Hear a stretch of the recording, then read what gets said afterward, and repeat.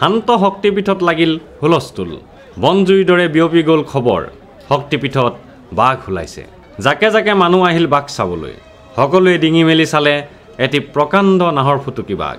কিবা কাৰণত ওলাই অহা বাঘটো আহি পৰিলেই এঘৰ মানুহৰ এটি কুঁৱাত বগলা মন্দিৰৰ সমীপত পুৱতি নিশা কুঁৱাত পৰা বাঘটোক উদ্ধাৰ কৰিবলৈ খবৰ দিয়া হ'ল পুলিচ বন বিভাগক দেৰিকৈ আহিল পুলিচ কিন্তু কিহেৰে বাঘ উদ্ধাৰ কৰিব লগত একো যে অনা নাই কি কৰে এতিয়া ইফালে বাঘ মহাশয়ৰ অৱস্থা নাই কুঁৱাৰ ভিতৰত কি কৰিব কি নকৰিব অৱস্থা প্ৰকাণ্ড নাহৰ ফুটুকিটোৰ অৱশেষত বন বিভাগৰ মানুহ আহিল সকলোৱে স্বস্তিৰ নিশ্বাস পেলালে ভাবিলে বাঘটোৱে মুক্তি পাব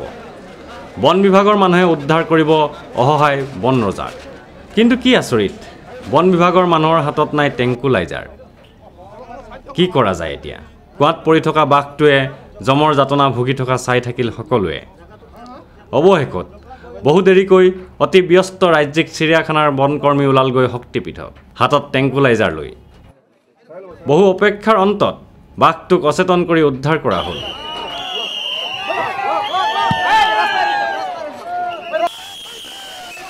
আহত বন ৰজাক চিকিৎসাৰ বাবে লৈ যোৱা হ'ল ৰাজ্যিক চিৰিয়াখানালৈ এনেদৰে পুৱতি নিশাতেই সৃষ্টি হোৱা বাঘ উদ্ধাৰৰ শ্বাসৰুদ্ধকৰ নাটকখনৰ জৱনিকা পৰিল অতি সফলতাৰে জয় মা কামাখ্যা কেমেৰা পাৰ্চন সুশান্ত দাসৰ সৈতে অমৰদীপ গগৈ চেণ্টিনেল নিউজ গুৱাহাটী